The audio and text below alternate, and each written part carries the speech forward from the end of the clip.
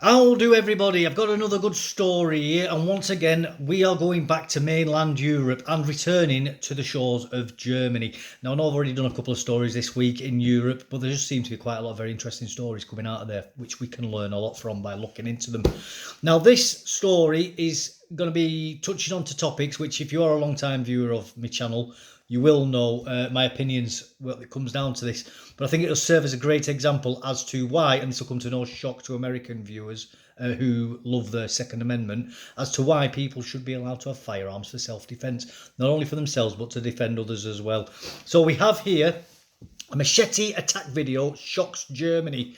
Mass brawl took place in the only, and Americans are going to love this, weapon ban zone in entire German state of Saxony. Yes. Now, you can own weapons in Germany, quite a lot actually, a lot more than you can own in the UK, and a lot easier to as well, depending on what state you're in, if I remember right. It's a long time since I've been in Germany. And because I wasn't residing there, I was there with the army. We didn't really get to know the rules properly around it, just in general conversation with people. Like, say, we were sat in the pub or something speaking to Germans that we knew. But I found it quite interesting.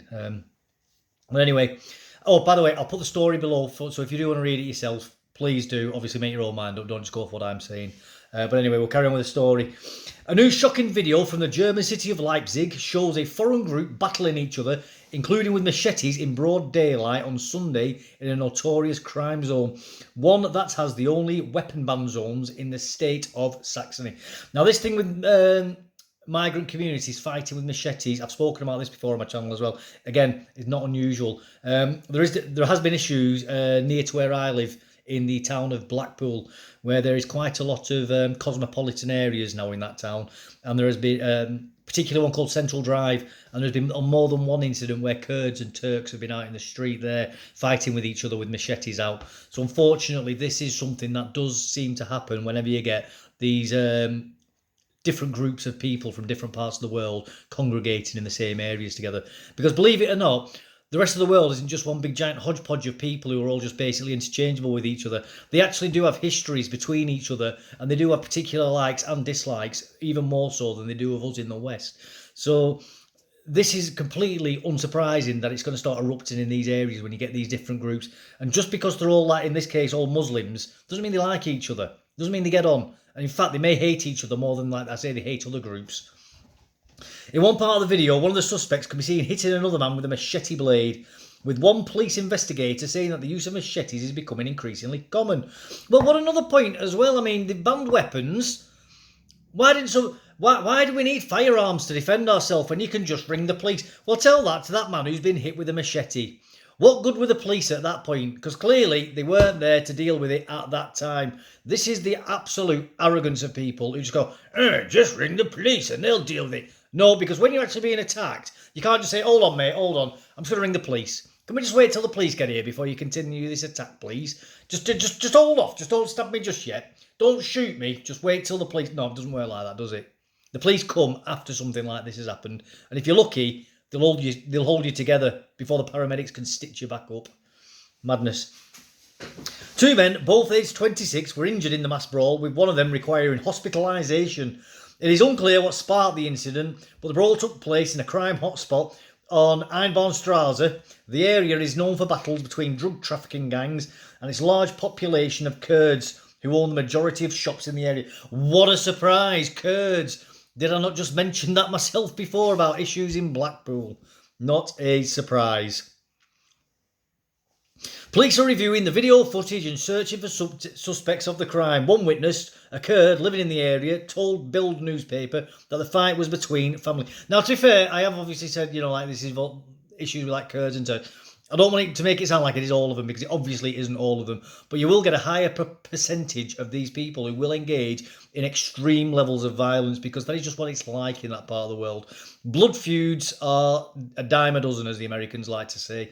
And they will go back generations, and they don't care about killing people for family honour, because their whole civilizational view is completely different to how we view the world, in that they don't see themselves generally as being an individual. They see themselves as being part of a larger super being, if you will, that is the family or the group that they are a part of. They see that almost as like it's a living being itself, and they're a part of it.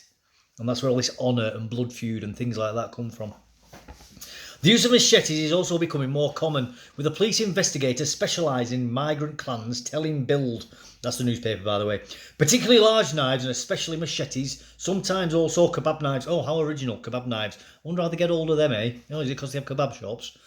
Are used in the clashes used in clashes because they are frightening and represent a demonstration of power. However, there is a very high risk of potentially severing body parts if you strike with the sharp side. Well, dear diary, today I just learnt a fact. If you have a sharp machete, you can chop a limb off. Colour me surprised. I never would have guessed that one. Thanks for clearing that one up, Inspector Clouseau. My goodness.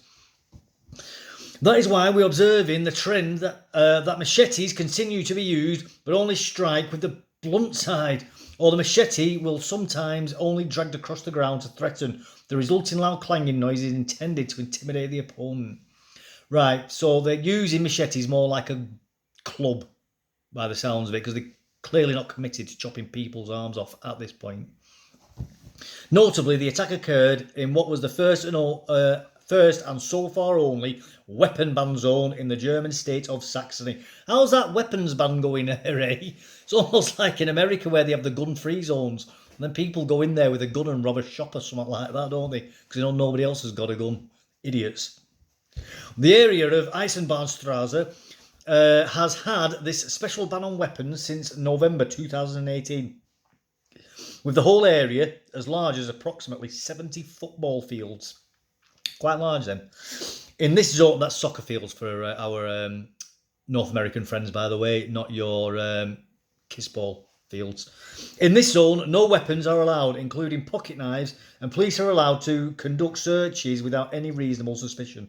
Despite the violence in the area, authorities are planning to lift the weapon ban designation once a police station is built in the area. But so far, the Minister of the Interior has been unable to find a suitable property. As Remix News previously reported, violent crime is at record highs in Germany, while at the same time the share of foreigners committing these serious offences has also hit a record high, jumping to 41% of all offences despite making up a tiny share of the population. Yeah, and another point on this as well is a German, I think she's a minister for, I know she's an Alternative for Deutschland member. I think she's from Bavaria, although memory doesn't serve me 100% on that one.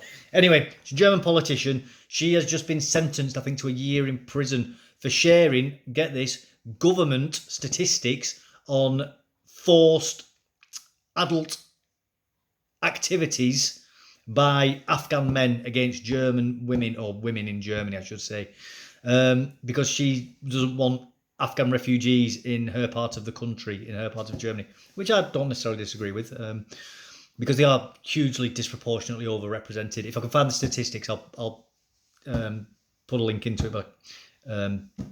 But anyway, but she's been sentenced for a year in prison for sharing, as I say, government statistics.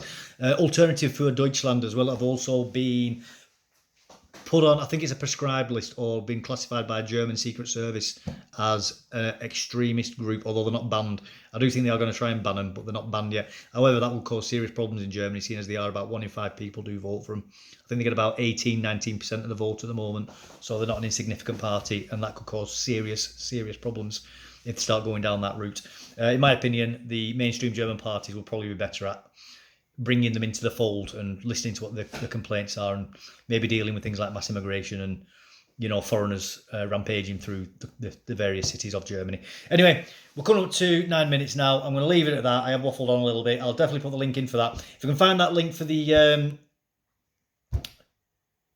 statistics for Germany involving people of an immigrant background, I'll link that in below. I do have an image of it, a picture of the graph, but I don't know if I've still got the link or not, and I don't really want to put the graph in the thumbnail because I don't want to get myself in trouble with YouTube and get put on the naughty step again.